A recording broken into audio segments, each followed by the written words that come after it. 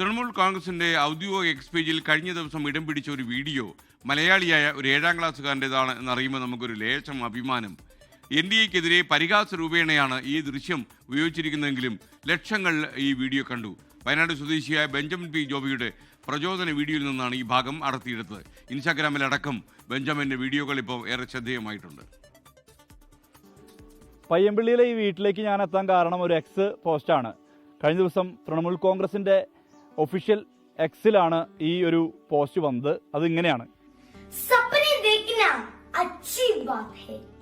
ഇത് ബീഹാറിലെ തെരഞ്ഞെടുപ്പ് വിജയത്തെ തുടർന്ന് അടുത്ത് ബംഗാൾ എന്ന് NDA BJP നേതാക്കൾ പറഞ്ഞിരുന്നു. ഇതേ തുടർന്ന് മറുപടിയായാണ് ഈ ഒരു പോസ്റ്റ് ഇട്ടത്. സ്വപ്നം കാണാം എന്നാണ് അതിൻ്റെ പിന്നിലെ ഉദ്ദേശം ഉള്ളത്. ഇത് ബെഞ്ചമിൻ പി ജോബി എന്ന് പറയുന്ന ഒരു കുട്ടിയാണ് ഇത് ഈ ഒരു മോട്ടിവേഷണൽ സ്പീക്കിങ്ങിന്റെ ഭാഗമായി ഇത് ചെയ്തിട്ടുള്ളത്.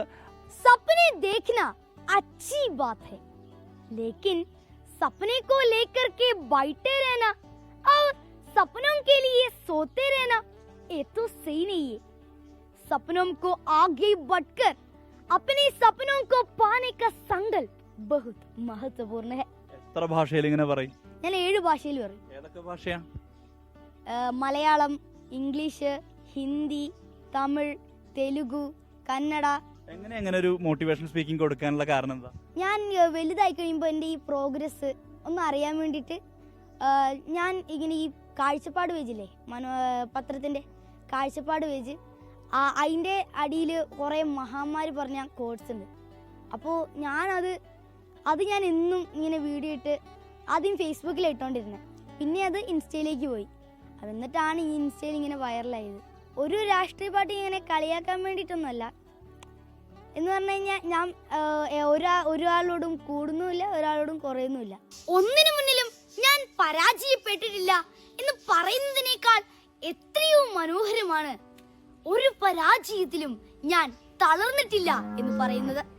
പിന്നെ സ്കില്ല് വരാനുള്ള കാരണം മെയിനായിട്ട് ഇവൻ്റെ ചേച്ചി തന്നെയാണ്. ഇവൻ്റെ ചേച്ചി ഒരു ഡിസബിലിറ്റി കുട്ടിയാണ്. അവൾക്ക് കേൾവിക്കുറവുണ്ട്, 80% പരിമിതി ഉണ്ടായിരുന്നു. അപ്പോൾ അങ്ങനെ അവൾക്ക് സ്പീച്ച് തെറാപ്പി കൊടുത്തുകൊണ്ടിരിക്കുന്ന സമയത്താണ്, ഇവൻ ചെറിയ കുട്ടിയായിരുന്നു. അപ്പോൾ സ്പീച്ച് തെറാപ്പി കൊടുക്കാൻ വേണ്ടിയിട്ട് അമ്മയായിരുന്നു ആ സമയത്ത് ഇവൻ്റെ കൂടെ ഉണ്ടായിരുന്നത്. അപ്പോൾ അമ്മ ഇങ്ങനെ പഠിപ്പിച്ചുകൊണ്ടിരിക്കുമ്പോൾ അത് കേട്ടാണ് ഇവൻ പഠിക്കുന്നത്. ഒരു വാക്ക് പറഞ്ഞു കഴിഞ്ഞാൽ ആ വാക്ക് ഇവൻ ആദ്യം പഠിക്കും. അപ്പോൾ ഇവൻ ചേച്ചീനെ പഠിപ്പിക്കും. പിന്നെ അങ്ങനെയാണ് ഇവൻ്റെ പ്രൊണൗൺസിയേഷൻ നന്നായിട്ട് വരുന്നത്. Just a simple reminder. The struggle you are in today is developing the strength you need tomorrow. ഈ കോസ്റ്റ്യൂം ഭയങ്കര ഗംഭീര കോസ്റ്റ്യൂമാണ്, കോട്ടൊക്കെ ഇട്ട്. അപ്പോൾ ആ കോസ്റ്റ്യൂമിന്റെ തെരഞ്ഞെടുപ്പ് ആരാ നടത്തിയിട്ടുള്ളത്? അത് ആരുടെ ഇതാണ്?